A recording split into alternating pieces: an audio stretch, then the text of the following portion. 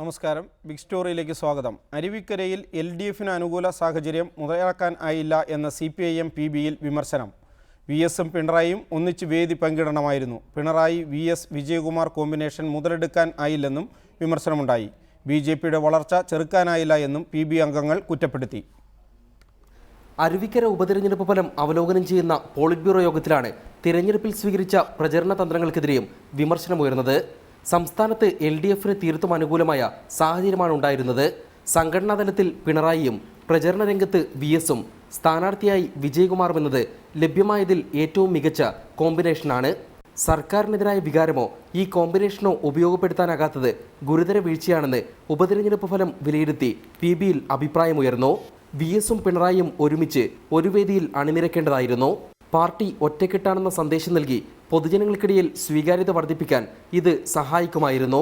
O രാജഗോപാലിന്റെ പ്രതിച്ഛായയിലൂടെയുള്ള BJPയുടെ മുന്നേറ്റം ചെറുക്കാനായില്ല. ഭരണ സംവിധാനം ദുരുപയോഗം ചെയ്തുവെന്ന് തിരഞ്ഞെടുപ്പിന് ശേഷം പറയുന്നതിന് പകരം അതിനുള്ള സാധ്യത മുൻകൂട്ടി കാണണമായിരുന്നുവെന്നും PB അംഗങ്ങൾ ചൂണ്ടിക്കാട്ടി. ഉപതെരഞ്ഞെടുപ്പ് ഫലങ്ങളുടെ അടിസ്ഥാനത്തിൽ അഴിമതി, വർഗീയത എന്നീ വിഷയങ്ങളിലൂന്നി BJPക്കെതിരെ പ്രത്യേക പ്രചാരണ പരിപാടി ആരംഭിക്കാനാണ് PBയിലെ ധാരണ. M Unnikrishnan, reporter, Delhi. ഈ വിഷയമാണ് ഇന്ന് ബിഗ് സ്റ്റോറി ചർച്ച ചെയ്യുന്നത്. ഇപ്പോൾ ശ്രീ ആനത്തലവട്ടം ആനന്ദൻ ഈ ചർച്ചയിൽ പങ്കെടുക്കുന്നു. ശ്രീ ആനത്തലവട്ടം ആനന്ദൻ, പിണറായി വിജയനും VSും ഒന്നിച്ച് വേദി പങ്കിട്ടിരുന്നു എങ്കിൽ അരുവിക്കരയിൽ തെരഞ്ഞെടുപ്പ് വിജയിക്കുമായിരുന്നോ? പോളിറ്റ് ബ്യൂറോയുടെ വിലയിരുത്തൽ അല്ലെങ്കിൽ കേന്ദ്ര നേതൃത്വം എത്തിച്ചേരുന്ന ഇത്തരം വിലയിരുത്തലുകൾ അത് തികച്ചും ഉപരിപ്ലവമല്ലേ? അതിനൊരു രാഷ്ട്രീയമുണ്ടോ? ഈ ഒരുമിച്ച് ഒരു വേദി പങ്കിടാത്തത് കൊണ്ട് മാത്രമാണ് ഈ തോൽവി എന്നുള്ള അത് പോളിറ്റ് ബ്യൂറോ കണ്ടെത്തിയ കാര്യമല്ല. പല കാരണങ്ങളുണ്ട്. സാധാരണക്കാരായ പാർട്ടി സഹാക്കളും അനുഭാവികളുമൊക്കെ അത്തരത്തിൽ ഒരു അഭിപ്രായം അവസരത്തിലും പ്രകടിപ്പിച്ചിരുന്നു.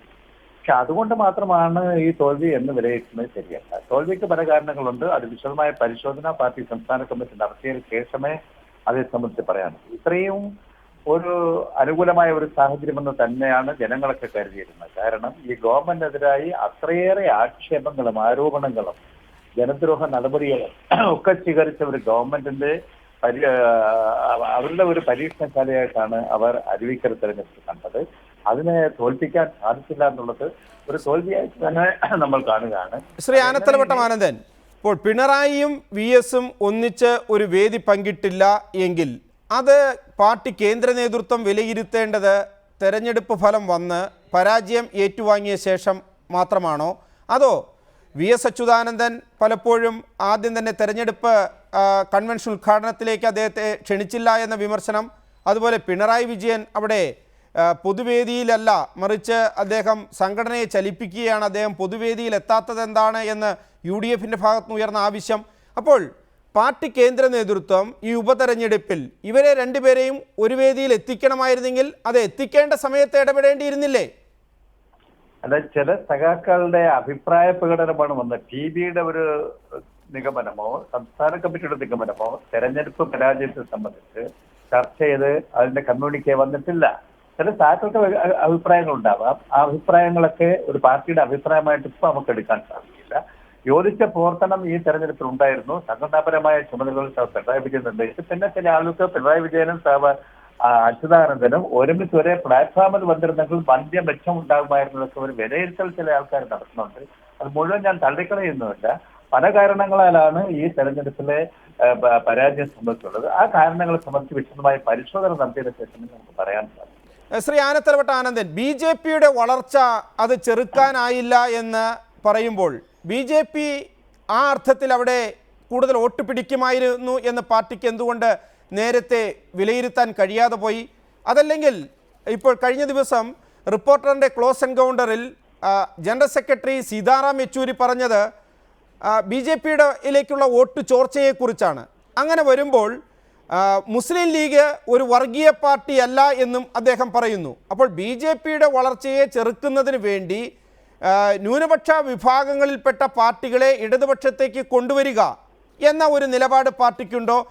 മുന്നണി വിപുലീകരണവുമായി ബന്ധപ്പെട്ട കാര്യങ്ങൾ വരുന്ന സംസ്ഥാന കമ്മിറ്റി ചർച്ച ചെയ്യും എന്നും ജനറൽ സെക്രട്ടറി പറയുന്നു. BJP ഒരു വർഷക്കാലമായി അധികാരത്തിൽ വന്ന ശേഷം കഴിഞ്ഞ കാലത്ത് കോൺഗ്രസ് ഗവൺമെന്റ് സ്വീകരിച്ചതിനേക്കാൾ ജനദ്രോഹകരവും രാജ്യദ്രോഹകരവുമായ നിലപാടുകൾ സ്വീകരിക്കുന്നുണ്ട്. രാജ്യത്തിനകത്തൊരു ഹിന്ദുത്വ രാഷ്ട്രീയം കൊണ്ടുവരാനുള്ള പരിശ്രമം നടത്തുന്നുണ്ട്. അത് വലിയ ഡേഞ്ചറാണ് എന്നുള്ള കാര്യത്തിൽ ആർക്കും അഭിപ്രായ വ്യത്യാസമില്ല. അതിനെ നേരിടുന്നതിന് ഏതെല്ലാം ടാക്ടിക്കൽ അപ്രോച്ച് വേണം എന്നുള്ളതിനെ സംബന്ധിച്ച് സംസ്ഥാന കമ്മിറ്റിയും PBയും എല്ലാം ഡിസ്കസ് ചെയ്യും. ഇപ്പോ വരുന്ന സംസ്ഥാന കമ്മിറ്റി യോഗം ലീഗിനെ ഇപ്പുറത്ത് ചേർക്കലോ മുന്നണി വികസിപ്പിക്കുന്ന കാര്യവും ഒക്കെ ചർച്ചയാകും എന്ന് ഞാൻ കരുതുന്നില്ല. ഈ തെരഞ്ഞെടുപ്പിന്റെ പരാജയവും അതിനുശേഷം അടുത്ത സംസ്ഥാന കമ്മിറ്റി തദ്ദേശഭരണ സ്ഥാപനങ്ങളുടെ തെരഞ്ഞെടുപ്പിലേക്കുള്ള തയ്യാറെടുപ്പും തുടങ്ങിയ കാര്യങ്ങളാണ്. പിന്നെ ദേശീയ തലത്തിൽ ഉയർത്തിക്കൊണ്ടുവരുന്ന വലിയ പ്രക്ഷോഭണമുണ്ട് BJPയുടെ ദുർനയങ്ങൾക്കെതിരായിട്ട്, കേന്ദ്ര ഗവൺമെന്റ് നയങ്ങൾക്കെതിരായി. അതെല്ലാം ചർച്ചകളായിരിക്കും വരുന്ന സംസ്ഥാന കമ്മിറ്റി യോഗം എന്നാണ് ഞാൻ കരുതുന്നത്. ശ്രീ ആനത്തലവട്ടം ആനന്ദൻ, ഈ പിണറായി വിജയനും VS-ഉം ഒന്നിച്ച് ഒരു വേദി പങ്കിട്ടില്ല, അല്ലെങ്കിൽ പിണറായി വിജയൻ നല്ല രീതിയിൽ സംഘടനാ പ്രവർത്തനം നടത്തി, VS നല്ല രീതിയിൽ പ്രചാരണം നടത്തി, വിജയകുമാർ നല്ല സ്ഥാനാർത്ഥിയായിരുന്നു, എന്നിട്ടും വിജയിക്കാനായില്ല, അല്ലെങ്കിൽ ഭരണവിരുദ്ധ വികാരം അത് ഉപയോഗിക്കാനായില്ല എന്നൊക്കെ പാർട്ടി വിലയിരുത്തുമ്പോൾ അത് ഉപരിപ്ലവമല്ലേ? മറിച്ച് കേരള സമൂഹം, സൊസൈറ്റിയിൽ വന്നിരിക്കുന്ന രാഷ്ട്രീയമായ മാറ്റങ്ങൾ, അവിടുത്തെ ജാതി, മതം, അതുപോലെ വർഗബന്ധങ്ങളിൽ സംഭവിച്ചിരിക്കുന്ന പുതിയ പ്രവണതകൾ, ഇത് വിലയിരുത്തിക്കൊണ്ട് പരാജയ കാരണം വിലയിരുത്തുകയും അതനുസരിച്ച് തിരുത്തൽ നടപടി സ്വീകരിക്കുകയും ചെയ്യാതെ VS-ഉം പിണറായിയും ഇപ്പോൾ കെട്ടിപ്പിടിച്ചൊരു വേദി പങ്കിട്ടിരുന്നു എങ്കിൽ പോലും നിങ്ങൾ വിജയിക്കുമായിരുന്നോ? രാഷ്ട്രീയമായല്ലേ കാര്യങ്ങൾ കാണേണ്ടത്? അല്ല, അത് VS-ഉം പിണറായിയും കൂടി ഒരേ വേദിയിൽ പങ്കെടുത്താൽ ഈ തെരഞ്ഞെടുപ്പിന്റെ ഫലം മറിച്ചാകുമായിരുന്നു എന്നുള്ള ചില ആളുകളുടെ കണ്ടെത്തലുകൾ മാത്രമാണ്. അതൊരു പാർട്ടിയുടെ കണ്ടെത്തലായിട്ട് ഇതുവരെ വന്നിട്ടില്ല. PB അങ്ങനെ കണ്ടെത്തിയിട്ടില്ല, അതേപോലെ തന്നെ സംസ്ഥാന കമ്മിറ്റി അങ്ങനെ കണ്ടെത്തിയിട്ടില്ല. അവരൊക്കെ ഒരുമിച്ച് പ്രവർത്തനം നടത്തിയത് ഒരു വേദിയിൽ വന്നുള്ളതെന്ന് ഒഴിച്ചാൽ ഒരുമിച്ച് തന്നെയാണ് പ്രവർത്തനം നടത്തിയത്. ഈ തെരഞ്ഞെടുപ്പിൽ അങ്ങനെ പാർട്ടിയുടെ അകത്ത് ഏതെങ്കിലും തരത്തിലുള്ള അസ്വാരസ്യങ്ങളോ അഭിപ്രായ ഭിന്നതകളോ ഉണ്ടായിരുന്നില്ല. യോജിച്ച പ്രവർത്തനമാണ് നടത്തിയത്. എന്നിട്ട് പോലും BJPക്ക് പറഞ്ഞ പോലെ 30,000-36,000 വോട്ട് കിട്ടിയത് അത്രയും കിട്ടുമെന്ന് പ്രതീക്ഷിച്ചിട്ടുണ്ടെങ്കിലും BJPയുടെ വോട്ടിൽ കുറെ വളർച്ച ഉണ്ടാകുമെന്ന് ഞങ്ങൾ പ്രതീക്ഷിച്ചിരുന്നു. അതൊരു ഹിന്ദുത്വ വികാരം, അവിടെ ന്യൂനപക്ഷ ഭരണത്തിനെതിരായിട്ടുള്ള ഒരു ഹിന്ദു വികാരം ഉയർത്തിക്കൊണ്ട് വരുന്നത് കഴിഞ്ഞ കുറെ 4 വർഷക്കാലമായി BJP നടന്ന പരിശ്രമത്തിന്റെ കൂടെ ഫലമായിട്ടാണ് അത്തരത്തിലത് ഉണ്ടായിട്ടുള്ളത്. അതുകൊണ്ട് മാത്രം ജനങ്ങൾ നേരിടുന്ന പ്രശ്നം, ഹിന്ദുവിലും മുസൽമാനിലും ക്രിസ്ത്യാനിലും ജനങ്ങൾ നേരിടുന്ന പ്രശ്നങ്ങൾക്കൊന്നും പരിഹാരമാകൂല, സംസ്ഥാനം നേരിടുന്ന പ്രശ്നങ്ങൾക്ക് പരിഹാരമാകൂല. അത് ജനങ്ങളെ ബോധ്യപ്പെടുത്തുന്നതിനുള്ള തുടർ പ്രവർത്തനം, അതാണ് പാർട്ടി സംസ്ഥാന ദയവായി താങ്കൾ തുടരുക. ശ്രീ KC ഉമേഷ് ബാബു, ഈ കുരുടൻ ആനയെ കണ്ടതുപോലെ എന്ന നിലയിലാണോ ഇപ്പോൾ CPIM തെരഞ്ഞെടുപ്പ് പരാജയം വിലയിരുത്തുന്നത്? തെരഞ്ഞെടുപ്പ് ഫലം വന്ന ഉടനെ VS അച്യുതാനന്ദനും കോടിയേരി ബാലകൃഷ്ണനും എല്ലാം പറഞ്ഞത് ഈ ന്യൂനപക്ഷ വർഗീയതയെ ഉപയോഗപ്പെടുത്തി ഉമ്മൻചാണ്ടി എന്നാണ്. ഇപ്പോൾ അതിനുശേഷം ഇന്നലെ ഇപ്പോൾ റിപ്പോർട്ടറിൻ്റെ ക്ലോസ് എൻകൗണ്ടറിൽ ജനറൽ സെക്രട്ടറി സീതാറാം യെച്ചൂരി പറയുന്നത് മുസ്ലിം ലീഗ് ഒരു വർഗീയ പാർട്ടി അല്ല എന്നാണ്. 2001 വലിയ തെരഞ്ഞെടുപ്പ് തോൽവി ഉണ്ടായ സമയത്ത് CPIM വിലയിരുത്തിയത് മുസ്ലിം ലീഗിനെ നിശിതമായി വിമർശിക്കാനും അതിൻ്റെ വർഗ സ്വഭാവവും താല്പര്യവും ജനങ്ങൾക്ക് മുന്നിൽ തുറന്നു കാട്ടാനും കഴിഞ്ഞില്ല എന്നാണ്. BJPയെ വേണ്ട രീതിയിൽ ചെറുക്കാനായില്ല എന്ന് ഇപ്പോൾ വിലയിരുത്തുന്നു. അപ്പോൾ കേരള സമൂഹത്തിൽ വരുന്ന രാഷ്ട്രീയ മാറ്റങ്ങൾ, ചലനങ്ങൾ, അത് സ്ഥിര സ്വഭാവത്തോടുകൂടി വിലയിരുത്തി അതിന് കൃത്യമായ ഒരു രാഷ്ട്രീയ പ്രവർത്തന പദ്ധതി അത് ആവിഷ്കരിക്കാൻ CPIM നേതൃത്വം പരാജയപ്പെട്ടതുകൊണ്ടാണോ ഈ അരാഷ്ട്രീയമായ വിലയിരുത്തലുകൾ പുറത്തു വരുന്നത്?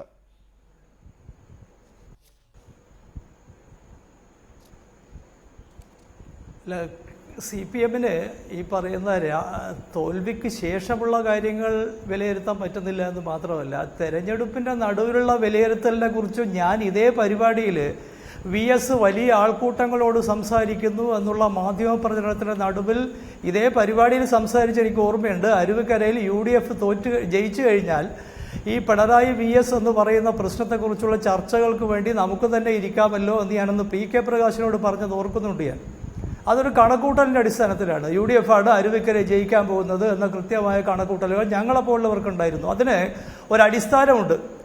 അത് മനുഷ്യരുടെ ഇപ്പോൾ ഉദാഹരണത്തിന് നേരത്തെ ആനത്തലവട്ട ആനന്ദൻ എന്ന് പറയുന്ന CPM-ൻ്റെ നേതാവ് എല്ലാറ്റിനെയും വിപരീതമായി മാത്രമേ കാണുകയുള്ളൂ എന്ന് പറയുന്ന പ്രധാന പ്രശ്നമുണ്ട്. അദ്ദേഹം പറയുന്നത് UDF എന്ന് പറയുന്ന ഗവൺമെൻറ്റിൻ്റെ ഭരണത്തിൽ ജനങ്ങൾ മുഴുവൻ മടുത്തിരിക്കുകയാണെന്നാണ് അദ്ദേഹത്തിൻ്റെ ഒരു വലിയ തെറ്റിദ്ധാരണയും ഒരുപക്ഷെ നമ്മുടെ മാധ്യമങ്ങൾ ആ തെറ്റിദ്ധാരണ കൊടുക്കുന്നൊരു കോൺട്രിബ്യൂഷനും എന്താണെന്ന് ചോദിച്ചു കഴിഞ്ഞാൽ കേരളത്തിൽ UDFകാർ കൊണ്ടുവന്നിട്ടുള്ള മദ്യ നിരോധനം എന്ന് പറയുന്ന കാര്യം ലക്ഷക്കണക്കിന് കുടുംബങ്ങളിലെ സ്ത്രീകളുടെ വികാരത്തെ എന്തെങ്കിലും തരത്തിൽ UDFന് അനുകൂലമായി സ്വാധീനിച്ചിട്ടുണ്ടോ എന്നൊരു ജീവിത പ്രശ്നം. ഇത് ജീവിതത്തിലെ പ്രശ്നമാണ്, കൈക്കൂലി വാങ്ങിക്കുന്നതിൻ്റെ പ്രശ്നമല്ല. ആ പ്രശ്നത്തെക്കുറിച്ച് ചർച്ച ചെയ്യാൻ കേരളത്തിലെ മാധ്യമങ്ങളും തയ്യാറല്ല, CPM തയ്യാറല്ല. പക്ഷെ അതൊരു പ്രശ്നമാണ്. കാരണം ജീവിക്കുന്ന മനുഷ്യൻ ജീവിതത്തിനകത്താണുള്ളത്. അതുകൊണ്ടാണ് തെരഞ്ഞെടുപ്പ് വോട്ട് ചെയ്യുമ്പോഴും അയാൾ തൻ്റെ ജീവിതത്തിൻ്റെ ഒരു കണക്കെടുക്കും. അപ്പോൾ ഇതൊന്നും തിരിച്ചറിയാത്തൊരു പാർട്ടി കമ്മ്യൂണിസ്റ്റ് പാർട്ടിയാണെന്ന് പറയുന്നതിൻ്റെ ഒരു പ്രതിസന്ധിയാണ് CPM ഇപ്പോൾ നേരിട്ടുകൊണ്ടിരിക്കുന്നത്. കാരണം അരുവിക്കര എന്താണെന്ന് പഠിക്കാനോ അരുവിക്കരയിലെ മനുഷ്യരാരാണെന്ന് പഠിക്കാനോ അവരുടെ വികാരമണ്ഡലം എന്താണെന്ന് പഠിക്കാനോ ഒന്നും ചെയ്യാതെ ഒരു തെരഞ്ഞെടുപ്പിൽ മത്സരിക്കാൻ പോവുകയും ഇപ്പോൾ VS നടത്തിയ ഗംഭീര പ്രചാരണത്തെക്കുറിച്ച് പറയുന്നുണ്ടല്ലോ. VS നടത്തിയ പ്രചാരണത്തിൽ ഇത്തവണ VS കാണിച്ചിട്ടുള്ള ഒരു വലിയ തെറ്റുണ്ട്. നമ്മുടെ മാധ്യമപ്രവർത്തകർ അത് ചൂണ്ടിക്കാണിക്കണം. VS ജനങ്ങളാണോ അരുവിക്കരയിൽ ഉൾപ്പെടെയുള്ള മലയാളികളോട് സംസാരിക്കാനല്ല ഇത്തവണ ശ്രമിച്ച അദ്ദേഹത്തിൻ്റെ തെരഞ്ഞെടുപ്പ് യോഗങ്ങളിൽ. ഏതോ ടെലിവിഷൻ ചാനലിൽ പിന്നീട് ഒരു ഹാസ്യ പരിപാടിയിൽ ആളുകൾ ചൂണ്ടിക്കാണിക്കുന്ന കേട്ടതുപോലെ തൻ്റെ പാർട്ടി അണികളെയും അംഗങ്ങളെയും ചിരിപ്പിക്കാൻ ഉത്സാഹിക്കുകയാണ് അദ്ദേഹം ചെയ്തത്. അദ്ദേഹത്തിൻ്റെ പ്രയോഗങ്ങൾ, അദ്ദേഹത്തിൻ്റെ നിലപാടുകൾ, അദ്ദേഹത്തിൻ്റെ ശരീരഭാഷ, ഇത് മുഴുവൻ കേരളത്തിലെയും അരുവിക്കരയിലും മനുഷ്യരുടെ വികാരത്തെ ഈ തെരഞ്ഞെടുപ്പിൽ തങ്ങളുടെ മുന്നണിക്ക് അനുകൂലമാക്കാനുള്ള ഒരു മുന്നൊരുക്കവും ഇല്ലാത്ത പ്രകടനങ്ങളായിരുന്നു. തൻ്റെ പാർട്ടിക്കാരുടെ കയ്യടി കിട്ടുന്നതിന് മാത്രമുള്ള പ്രകടനമാണ് VS നടത്തിയത്. ആ പ്രകടനത്തിന് അദ്ദേഹത്തിന് കയ്യടി കിട്ടിയിട്ടുണ്ട്, പക്ഷെ വോട്ട് കിട്ടിയില്ല. ഇതാണ് പ്രധാന പ്രശ്നം. നിങ്ങൾ ഈ കമ്മ്യൂണിസ്റ്റ് പാർട്ടിയാണെങ്കിൽ ഇപ്പോൾ BJPയുടെ വളർച്ചയെക്കുറിച്ച് പറയുന്നു. BJP ഒരു ദിവസം കൊണ്ടാക്കിയ വളർച്ചയാണോ കേരളീയ സമൂഹത്തിൽ?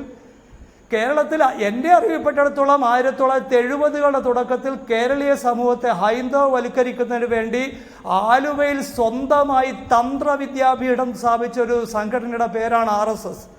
അന്ന് മുതൽ ഇന്ന് വരെ ഇപ്പോൾ കേരളത്തിലെ ക്ഷേത്രങ്ങളുടെ കണക്കെടുക്കുങ്ങൾ, അവിടുത്തെ ആരാധനാ പദ്ധതികൾ നോക്ക്, അത് മുഴുവനും RSSൻ്റെ തന്ത്രവിദ്യാപീഠത്തിൽ നിന്ന് വന്നിട്ടുള്ള ചെറുപ്പക്കാരായും മുതിർന്നവരുമായിട്ടുള്ള പൂജാരിമാരാണ് നിയന്ത്രിക്കുന്നത്.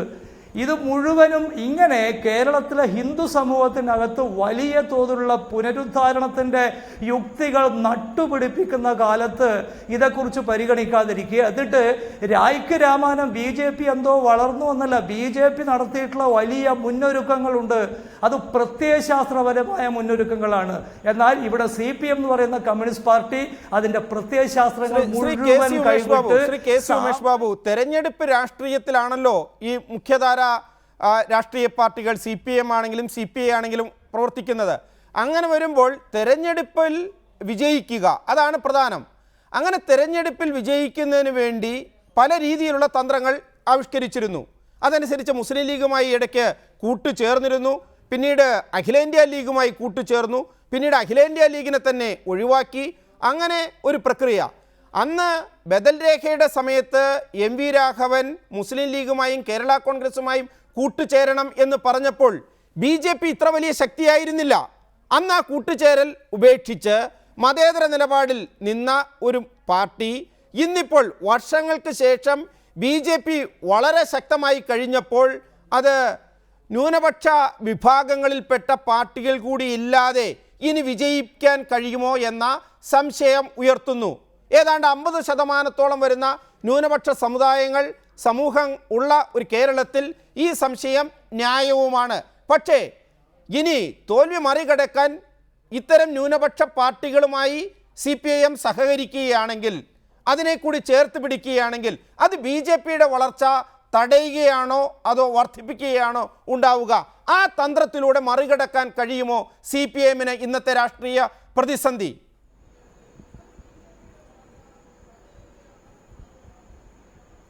വാസ്തവത്തിൽ CPIMന് അങ്ങനെ ഒന്നും മറികടക്കാനാവാത്ത നിലയിലുള്ളൊരു പ്രതിസന്ധിയാണ്. ഞാൻ കഴിഞ്ഞ അതിൻ്റെ സംസ്ഥാന സമ്മേളനത്തെ കാലത്ത്, അതിൻ്റെ പാർട്ടി കോൺഗ്രസിൻ്റെ കാലത്തൊക്കെ ആവർത്തിച്ച ഒരാശയം, അപരിഹാര്യമായൊരു പ്രതിസന്ധിയാണ് CPM നേരിടുന്നത്. അത് ആ പാർട്ടി സ്വന്തമായിട്ട് ഉണ്ടാക്കിയെടുത്താണ്. ഇപ്പം നിങ്ങൾ നോക്കുക, BJP ഇപ്പോൾ കെ എം ഷാജഹാൻ അവിടെ ഇരിക്കുന്നുണ്ടല്ലോ, അദ്ദേഹം കുറേ ദിവസമായിട്ട് കേരളത്തിലെ മനുഷ്യരെ ചില കാര്യങ്ങൾ, ഈ സ്റ്റാറ്റിസ്റ്റിക്കലായിട്ടുള്ള ചില കാര്യങ്ങൾ ബോധ്യപ്പെടുത്താൻ വേണ്ടിയിട്ട് വളരെ ബുദ്ധിമുട്ടുന്നുണ്ട്. അതൊന്നും ഒരുപക്ഷെ ആളുകൾ, രാഷ്ട്രീയ നേതാക്കന്മാർ പോലും ശ്രദ്ധിക്കുന്നില്ല. ഈ പറയുന്ന അരുവിക്കരയിലെ ചില പഞ്ചായത്തുകളിൽ CPM-ഉം BJP-യും തമ്മിൽ ഏതാണ്ട് ഒന്നിച്ചുള്ള വോട്ടുകളുടെ കണക്കിൽ ഏതാണ്ട് ഒരുപോലെ നിൽക്കുന്ന സ്ഥലത്ത് വന്നിരിക്കുന്നു എന്ന് പറഞ്ഞാൽ കേരള രാഷ്ട്രീയത്തിൻ്റെ ശരിയേറിയൽ ഉണ്ടായിട്ടുള്ള മാറ്റം ഒരു ചെറിയ മാറ്റമല്ല, വളരെ വമ്പിച്ച മാറ്റമാണ്. അതാണ് ഞാൻ പറഞ്ഞത്, അത്തരം സ്റ്റാറ്റിസ്റ്റിക്സ് പോലും ഈ പാർട്ടികൾക്കൊന്നും മനസ്സിലാകുന്നില്ല. ഒന്നോ രണ്ടോ പഞ്ചായത്തിൽ അദ്ദേഹം പല ചാനലുകളിലായിട്ട് അദ്ദേഹം വിശദീകരിക്കാൻ ശ്രമിക്കുന്നുണ്ട്. പക്ഷെ ഇതൊന്നും കേരളത്തിൽ പലപ്പോഴും നമ്മുടെ രാഷ്ട്രീയക്കാർ പോലും ശ്രദ്ധിക്കുന്നില്ല. കാരണം അവര് ശ്രീ കെ എം ഷാജഹാൻ, കണക്കുകളിലേക്ക് പോകേണ്ടതില്ല. പക്ഷെ രാഷ്ട്രീയമായി ഒരു ഭാഗത്ത് BJP വളരുന്നു, അല്ലെങ്കിൽ വളരുന്ന ഒരു പ്രവണത കാണിക്കുന്നു. മറുഭാഗത്ത് ന്യൂനപക്ഷ പാർട്ടികൾ UDF-നൊപ്പം ഉറച്ചു നിൽക്കുന്നു. ഈ ബലാബലത്തിൽ ഒരു മാറ്റം വരുത്താതെ ഇടതുപക്ഷത്തിന് ഇനി തെരഞ്ഞെടുപ്പ് രാഷ്ട്രീയത്തിൽ ഒരു മേൽക്കൈ നേടാൻ കഴിയില്ല. അപ്പോൾ സ്വാഭാവികമായും ഇപ്പോൾ മുസ്ലിം ലീഗിനെ വർഗീയ പാർട്ടി എന്ന് നേരത്തെ മുദ്ര കുത്തിയിരുന്നെങ്കിൽ അതങ്ങനെ മുദ്ര കുത്താത്ത ഒരു സാഹചര്യം BJP കേന്ദ്രത്തിൽ അധികാരത്തിലുള്ളപ്പോൾ CPIM-നെ സ്വീകരിക്കാം. പക്ഷേ അത്തരമൊരു പ്രവർത്തനം വഴി ഇപ്പോൾ കേരള കോൺഗ്രസിൽ ഒരു വിഭാഗത്തെയോ മുസ്ലിം ലീഗിനെയോ കൂടെ കൊണ്ടുവന്ന് എളുപ്പത്തിൽ പരിഹരിക്കാം എന്ന ഒരു രീതിയാണ് CPIM കേന്ദ്ര നേതൃത്വത്തിനും സംസ്ഥാന നേതൃത്വത്തിനും പൊതുവിൽ എത്തിച്ചേർന്നിരിക്കുന്നത്. PP ജയരാജൻ്റെ പ്രസ്താവന, സീതാറാം യെച്ചൂരി ക്ലോസ് എൻകൗണ്ടറിൽ വെളിപ്പെടുത്തിയത്, ഇതെല്ലാം കാണിക്കുമ്പോൾ. പക്ഷേ അങ്ങനെ എളുപ്പമാണോ കാര്യങ്ങൾ? CPM-ന് കേരളത്തെ സംബന്ധിച്ച് അരാഷ്ട്രീയമായ വിലയിരുത്തലുകളിലൂടെ മറികടക്കാൻ കഴിയുമോ ഈ പ്രതിസന്ധിയെ CPIM-ന്?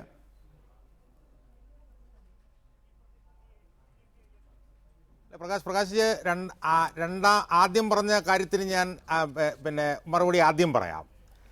ഒരു കാര്യം ഇവിടെ ഉറപ്പാണ്, ഇപ്പോൾ CPM നടത്തിക്കൊണ്ടിരിക്കുന്ന ഈ ശ്രമം ഇപ്പോൾ ന്യൂനപക്ഷ പാർട്ടികളെയും കൂടി ചേർത്ത് അധികാരത്തിൽ വരാനുള്ള അവരുടെ ഈ അതിമോഹം നടപ്പിലായാൽ, ഞാൻ പറയുന്നു 2016 തന്നെ BJP-ക്ക് ഇവിടെ അധികാരത്തിലേക്ക് വരാനുള്ള വഴിയൊരുക്കുകയായിരിക്കും അതിലൂടെ ചെയ്യുന്നത് എന്നുള്ളതായിരിക്കും ഏറ്റവും ഖേദകരമായിട്ടുള്ള കാര്യം. ഇവിടെ 1980-കളുടെ രണ്ടാം പകുതിയിൽ ആണ് മതേതരമായിട്ടൊരു വോട്ട് ബാങ്ക് ഇവിടെ CPM വളർത്താൻ തുടങ്ങിയത്, 1987 ഭരണകാലം മുതൽ.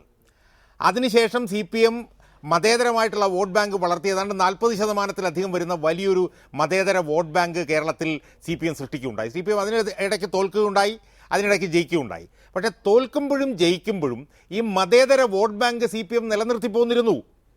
ആ മതേതര വോട്ട് ബാങ്കിൽ വിള്ളൽ വീഴുന്നു എന്നാണ് എന്നെപ്പോലുള്ള ആളുകൾ 2010 മുതൽ പറഞ്ഞു തുടങ്ങിയത്. 2010-ലാണ് ഈ ഒരു ഇടപെടുന്നതിൽ ക്ഷമിക്കണം. കാരണം ഈ മതേതര വോട്ട് ബാങ്കുമായി മുന്നോട്ടു പോകാൻ കഴിയാത്ത ഒരു രാഷ്ട്രീയം അത് CPIM-ന്റെ പ്രവർത്തനം മൂലമല്ല.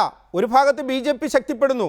BJP ശക്തിപ്പെടുന്നതിനനുസരിച്ച് ന്യൂനപക്ഷങ്ങൾ BJP-ക്കെതിരെ ആരാണോ അവരെ സംരക്ഷിക്കുക അതിലേക്ക് ചായുന്നു.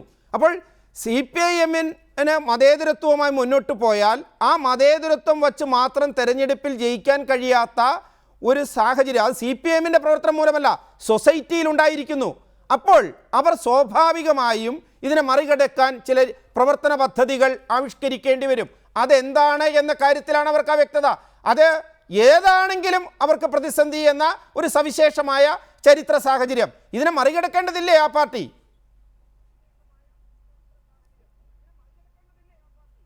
അല്ല പ്രകാശ്, ഇതിനകത്ത് CPM-ന്റെ മതേതര വോട്ട് ബാങ്കിൽ വിള്ളൽ വീണത് BJP-യുടെ പ്രവർത്തനം കൊണ്ടാണ് എന്നും അതുപോലെ തന്നെ ന്യൂനപക്ഷങ്ങൾ UDF-ലേക്ക് കേന്ദ്രീകരിച്ചുകൊണ്ടാണെന്നും നമ്മൾ കാണുമ്പോൾ അത് കാട് കാണാതെ മരം കാണുന്നതിന് തുല്യമാണ്.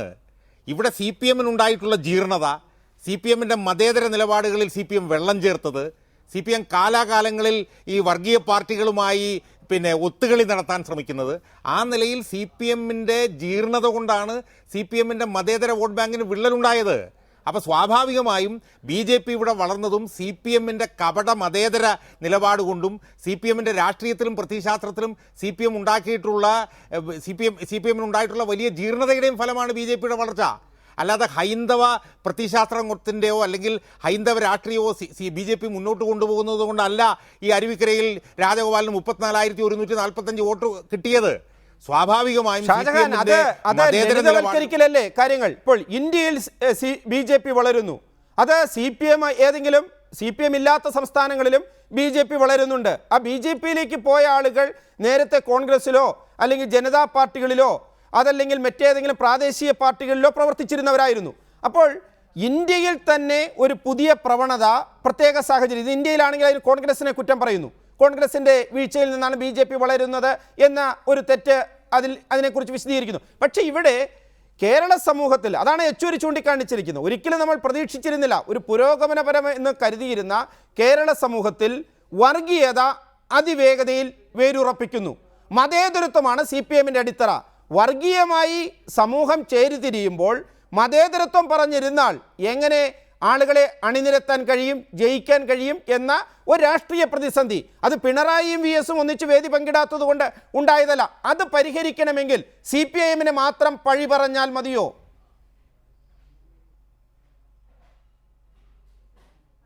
പ്രകാശ്, ഇതിനകത്ത് ഞാൻ ചോദിക്കുന്ന ചോദ്യം, ഇവിടെ BJPയുടെ വളർച്ചയ്ക്ക് ഒരു പതിറ്റാണ്ടിന് മുമ്പ് BJPയുടെ വളർച്ചയ്ക്ക് കാരണമായത് UDFൽ നിന്നുള്ള വോട്ടുകളായിരുന്നു.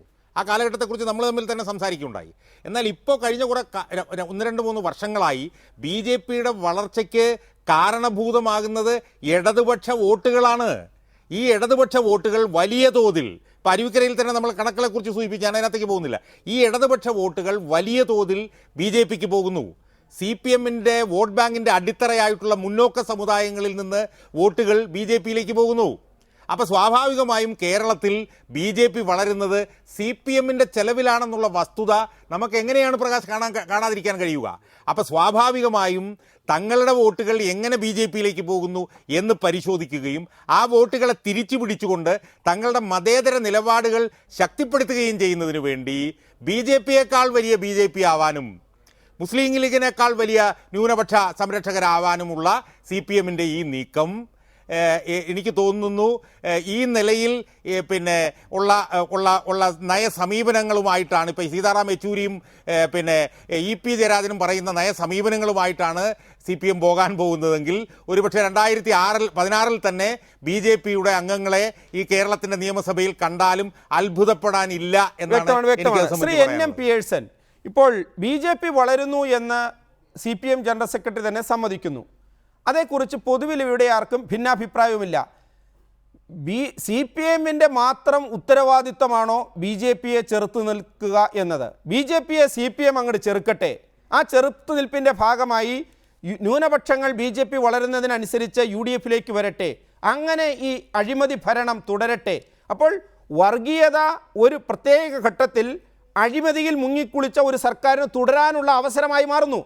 അപ്പോൾ ഇവിടെ വ്യത്യസ്ത വിഭാഗങ്ങളിൽപ്പെട്ട ജനങ്ങളെ മതേതരത്വത്തിനപ്പുറം ചിലപ്പോൾ ആകർഷിക്കേണ്ടി വരില്ലേ? മതേതരത്വം മാത്രം പറഞ്ഞിരുന്നാൽ ഒരു തെരഞ്ഞെടുപ്പ് രാഷ്ട്രീയത്തിൽ മുന്നോട്ട് പോകാൻ കഴിയുമോ? ഈ പ്രതിസന്ധി EMS നേരത്തെ അഭിമുഖീകരിച്ചിരുന്നു. അതിൻ്റെ ഭാഗമായിട്ടാണ് ഒരു സമയത്ത് 67-ൽ ലീഗിനെ ഇങ്ങോട്ട് ചേർക്കുന്നത്. അപ്പോൾ ഇതിൽ നിന്ന് പാഠങ്ങൾ ഉൾക്കൊള്ളേണ്ടതില്ലേ? തീർച്ചയായിട്ടും ഇതിൽ നിന്ന് പാഠങ്ങൾ ഉൾക്കൊണ്ടേണ്ടതുണ്ട്. പക്ഷേ CPMൻ്റെതായിട്ടുള്ള രാഷ്ട്രീയ നിലപാടിനെ നിലനിർത്തേണ്ട ഒരു ആവശ്യമുണ്ട്. എനിക്ക് തോന്നുന്നത് നമ്മളിപ്പോൾ ചർച്ച ചെയ്യുന്ന രാഷ്ട്രീയ രീതികൾ ചെന്നെത്താൻ പോകുന്നത് അടുത്ത തെരഞ്ഞെടുപ്പിൽ ഒരുപക്ഷെ CPM ഉയർത്താൻ സാധ്യതയുള്ള മുദ്രാവാക്യങ്ങളിൽ ഒന്ന് എന്ന് പറയുന്നത് ഈഴവനും അതേപോലെ തന്നെ ചെത്തുകാരന്റെ മകനുമായിട്ടുള്ള പിണറായി വിജയന് വോട്ട് കൊടുക്കുക എന്നായിരിക്കാം. കേന്ദ്രത്തിലെ ചായക്കച്ചവടക്കാരനും OBC-കാരനുമായിട്ടുള്ള നരേന്ദ്രമോദിക്ക് വോട്ട് കൊടുക്കൂ എന്ന് പറഞ്ഞിട്ട് മുദ്രാവാക്യം ഉയർത്തിയതുപോലെ ഒരു മുദ്രാവാക്യം ചിലപ്പോൾ നമുക്ക് അടുത്ത തെരഞ്ഞെടുപ്പിൽ ഇങ്ങനെ പ്രതീക്ഷിക്കാം. കാരണം ഈഴവ സമുദായത്തിൽ നിന്നാണ് വലിയൊരു ആൾക്കൂട്ടം ഇപ്പോൾ BJPയിലേക്ക് പോയിക്കൊണ്ടിരിക്കുന്നത്. BJP ജയിച്ചാൽ വെള്ളാപ്പള്ളി നടേശനെ മുഖ്യമന്ത്രിയാക്കുമോ ഇല്ല എന്നുള്ള കാര്യത്തിൽ തർക്കമില്ല. അവിടെ തീർച്ചയായിട്ടും അതിന് സവർണ്ണ മേധാവികൾ നിരന്നു നിൽക്കുകയാണ് ചെയ്യുന്നത്. ഈ ഒരു തരത്തിലുള്ള രാഷ്ട്രീയം മുന്നോട്ട് വെക്കുന്ന തരത്തിലേക്ക് പോലും ഒരുപക്ഷെ കേരളത്തിന്റെ പൊതുരാഷ്ട്രീയം മാറിക്കൂടായില്ല എന്നാണ് എനിക്ക് തോന്നുന്നത്. നമ്മൾ അങ്ങനെ ചർച്ച ചെയ്യേണ്ട രീതികളിലേക്ക് എത്തിക്കഴിഞ്ഞിരിക്കുകയാണ് ചെയ്യുന്നത്. പ്രത്യയശാസ്ത്രപരമല്ലാത്തതായിട്ടുള്ള ഒരു രാഷ്ട്രീയമാണ് ഇപ്പോൾ കേരളത്തിൽ നിലനിൽക്കുന്നത്. അത് സ്വാഭാവികമായിട്ടും ഇത്തരത്തിലുള്ള മുദ്രാവാക്യങ്ങളിലേക്ക് നമ്മുടെ സമൂഹത്തെ കൊണ്ടുപോകാൻ സാധ്യതയുണ്ട് എന്ന് കരുതുന്ന ഒരാളാണ് ഞാൻ.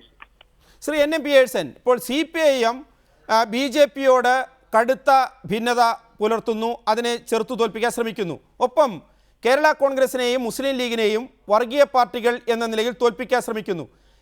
ഇന്നത്തെ കേരള സൊസൈറ്റിയിൽ ഈ നിലപാടുമായി CPM മുന്നോട്ട് പോയാൽ അതിന് തെരഞ്ഞെടുപ്പ് രാഷ്ട്രീയത്തിൽ ക്ലച്ച് പിടിക്കാൻ കഴിയും എന്ന് താങ്കൾക്ക് തോന്നുന്നുണ്ടോ? അല്ല, തെരഞ്ഞെടുപ്പ് രാഷ്ട്രീയത്തിൽ ബൗദ്ധികമായിട്ടുള്ള ഒരു പിന്നോട്ടടി തീർച്ചയായിട്ടും CPM ഉണ്ടായിട്ടുണ്ട്. ബുദ്ധിപരവും തന്ത്രപരമായിട്ടുള്ള സമീപനങ്ങളുടെ വിജയങ്ങളാണ് പല ഘട്ടങ്ങളിലും വലിയ തരത്തിൽ കേരളത്തിൽ ഇടതുപക്ഷത്തിന് പോലും വിജയമുണ്ടാക്കിയിട്ടുണ്ട്. നമുക്കറിയാം, സദാം ഹുസൈനെ പോലും വലിയ തരത്തിലുള്ള ഒരു രാഷ്ട്രീയ പ്രചരണ ഉപാധിയായിട്ട് മാറ്റിക്കൊണ്ട് കേരളത്തിലെ തെരഞ്ഞെടുപ്പ് വിജയിച്ച ചരിത്രമാണ് EMS കേരളത്തിന് മുന്നിൽ അവതരിപ്പിച്ചിട്ടുള്ളത്. അതേപോലെ തന്നെയാണ് 87 തെരഞ്ഞെടുപ്പിലെ പള്ളിയെയും പട്ടക്കാരനെയും അതേപോലെ മുസ്ലിം ലീഗിനെയൊക്കെ മാറ്റി നിർത്തി സർവ്വവിധമായിട്ടുള്ള ഹിന്ദുക്കളുടെ മാത്രം പാർട്ടിയാണ് ഇടതുപക്ഷം എന്ന് സ്ഥാപിക്കുന്ന തരത്തിലേക്ക് ഇടതുപക്ഷ വിജയം ഉണ്ടാക്കുകയും ചെയ്ത്. അപ്പോ ബുദ്ധിപരമായിട്ടുള്ള തന്ത്രങ്ങൾ ഉപയോഗിച്ചാൽ ഏത് തെരഞ്ഞെടുപ്പിലും വിജയിക്കാൻ കഴിയുന്ന ഒരു സാഹചര്യം എല്ലാത്തരം രാഷ്ട്രീയ പാർട്ടികൾക്കുമുണ്ട്.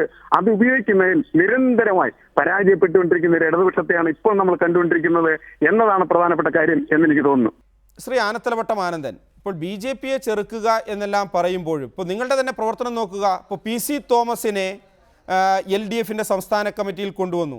ഈ തെരഞ്ഞെടുപ്പാകുമ്പോൾ PC തോമസ് BJPക്ക് അനുകൂലമായ ഒരു നിലപാടിലാണ്. അതുപോലെ തന്നെ നിങ്ങൾ സ്വതന്ത്ര സ്ഥാനാർത്ഥിയായി നിർത്തിയ ചിലർ അവരിപ്പോൾ BJPയിലാണ്. അപ്പോൾ BJPയെ ചെറുക്കുക, മുസ്ലിം ലീഗിനെ ചെറുക്കുക. ഇപ്പോൾ പാലക്കാട് വെട്ടിനിരത്തൽ നടന്ന എന്തിനു വേണ്ടിയിട്ടായിരുന്നു? INLൻ്റെ പേരിലാണ്. INL ഇപ്പോൾ ഒരു ഭാഗത്ത് മുന്നണിയുടെ പുറത്താണെങ്കിലും ഒപ്പം നിൽക്കുന്നു. തെറ്റുകൾ തിരുത്തേണ്ടതില്ലേ? അങ്ങനെ അല്ലാതെ ഇതിനെ മറികടക്കാൻ കഴിയുമോ? പ്രകാശേ, ഒരു തെരഞ്ഞെടുപ്പിൽ അരുവിക്കര തെരഞ്ഞെടുപ്പിൽ തോറ്റു നിറഞ്ഞ രാഷ്ട്രീയമാകെ തകർന്നു പോയി, ഇടതുപക്ഷ രാഷ്ട്രീയത്തിന് ഇനി പ്രസക്തിയില്ല എന്നൊക്കെ ചില നിരീക്ഷകർ പറയുന്നതിനോട് ഞാൻ യോജിക്കുന്നില്ല. അരുവിക്കരയിലെ തെരഞ്ഞെടുപ്പിന്റെ പരാജയ കാരണങ്ങൾ ഞങ്ങൾ അസസ് ചെയ്തുകൊണ്ട് അതിൽ തെറ്റെന്തെങ്കിലും സംഭവിക്കുന്നെങ്കിൽ തിരുത്തം. ഒരു കാര്യം പറയട്ടെ, ഇവിടെ BJP കേരളത്തിൽ വളർന്നത് CPMന്റെ തകരാറ് കൊണ്ടാണ് ചില നിരീക്ഷകന്മാരുടെ അഭിപ്രായം ഇവിടെ കാണുകയുണ്ടായി. പ്രകാശ് എന്ന് ചോദിക്കുണ്ടായി, ഇന്ത്യയിലാകെ വളർന്നത് BJP അധികാരത്തിൽ വന്നത് CPMന്റെ നയത്തിന്റെ പശ കൊണ്ടാണോ? കോൺഗ്രസും മറ്റുള്ള ആൾക്കാർ 52 MPമാരാണ്, കേന്ദ്രമന്ത്രിമാരാണ് BJP ചേർന്നത്. കോൺഗ്രസിന്റെ കൊള്ളരുതായ്മയുടെ ഫലമായിട്ട് BJP ആ സ്ഥാനം കരസ്ഥമാക്കി. ഇവിടെ കേരളത്തിൽ കമ്മ്യൂണിസ്റ്റ് പാർട്ടി ഉണ്ടായിരുന്നത് കൊണ്ടാണ് BJPക്ക് അക്കൗണ്ട് തുറക്കാൻ സാധിക്കാതിരുന്നത്. ഇപ്പോൾ ചിലയിടത്തെല്ലാം കുറച്ച് വോട്ട് അവർക്ക് കിട്ടിയിട്ടുണ്ട്. അത് മുഴുവൻ ഞങ്ങളുടെ വോട്ടല്ല പോയത്. അരുവിക്കരയിൽ തന്നെ 16-17%. പക്ഷേ ശ്രീ ആനത്തലവട്ടം ആനന്ദൻ, ന്യൂനപക്ഷങ്ങൾക്ക് വേണ്ടി ഇന്ത്യയിലെമ്പാടും നിൽക്കുന്ന CPIM, പക്ഷേ ന്യൂനപക്ഷങ്ങൾക്ക് CPIMനേക്കാളും ഇടതുപക്ഷത്തെക്കാളും വിശ്വാസം ബാബറി മസ്ജിദ് തുറന്നുകൊടുത്ത, അല്ലെങ്കിൽ ബാബറി മസ്ജിദ് തകർക്കാൻ കൂട്ടുനിന്ന, അതല്ലെങ്കിൽ ക്രിസ്ത്യൻസിന് നേരെ ആക്രമണം ഉണ്ടാകുമ്പോൾ അത് ചെറുക്കാത്ത കോൺഗ്രസിനോടാണ്. അതും കാണേണ്ടതില്ലേ? തിരുത്തപ്പെടേണ്ടതില്ലേ? ന്യൂനപക്ഷം എന്ന് പറയുന്നത് ന്യൂനപക്ഷ മതവിഭാഗങ്ങളുടെ സാധാരണ ന്യൂനപക്ഷമല്ല, സാധാരണ മുസ്ലിമല്ല. മുസ്ലിം ലീഗിലെ ചില നേതാക്കന്മാർ, സമ്പന്ന വർഗം, ആ സമ്പന്ന വർഗത്തിന് അവിടെ സമ്പത്തെല്ലാം കാത്തു സൂക്ഷിക്കേണ്ടതുണ്ട്. അതിനുവേണ്ടി അധികാരത്തിൽ നിൽക്കുന്നവരുമായി അപ്പ അഡ്ജസ്റ്റ്മെന്റ് ഉണ്ടാകും. അത് പിന്നെ BJPയേക്കാൾ RSS, തനി RSS അധികാരത്തിൽ വന്നാലും ലീഗ് ആയാലും കത്തോലിക്കയുടെ പ്രമുഖന്മാരായ നേതാക്കന്മാർ, ധനിയ വർഗം, അവർ അവരോടൊപ്പം നിൽക്കും. അവരുടെ സമ്പത്ത് കാത്തു സൂക്ഷിക്കാനാണ്. അതിന്റെ അർത്ഥം ക്രിസ്ത്യാനികളും മുസ്ലിങ്ങളും മുഴുവൻ BJPക്ക് അനുകൂലമായ നിലപാടെടുക്കുമെന്നുള്ളതല്ല. അവർ വ്യത്യസ്തമായ നിലപാടെടുക്കും. വർഗപരമായി എല്ലാ ജാതിമത വിഭാഗത്തിലും പെടുന്ന ആൾക്കാരുടെ താല്പര്യങ്ങൾ സംരക്ഷിക്കുന്നതിൽ വിട്ടുവീഴ്ചയില്ലാത്ത നിലപാട് സ്വീകരിക്കലായിരിക്കും CPM എടുക്കുന്നത്. വളരെ വ്യക്തമാണ്. വർഗപരമായി വിട്ടുവീഴ്ചയില്ലാത്ത നിലപാട് സ്വീകരിച്ചുകൊണ്ട് ഇനിയും മുന്നോട്ട് പോകാനാണ് CPM തീരുമാനിച്ചിരിക്കുന്നത്. പക്ഷേ ജാതിപരമായി, മതപരമായി, വർണ്ണപരമായി ഒരു പുതിയ രാഷ്ട്രീയം കേരള സമൂഹത്തിൽ രൂപം കൊള്ളുന്നു. ഇതിനെ എത്രത്തോളം ചെറുക്കാൻ കഴിയും, അതാണ് ഭാവി കേരള രാഷ്ട്രീയം ഉറ്റുനോക്കുന്നത്. വളരെ നന്ദി Shri Anathalavattom Anandan, Shri KM Shajahan, Shri KC Umesh Babu, Shri NN Pearson ഈ ചർച്ചയിൽ പങ്കെടുത്തതിന്. ബിഗ് സ്റ്റോറി ഇവിടെ അവസാനിക്കുന്നു. നമസ്കാരം.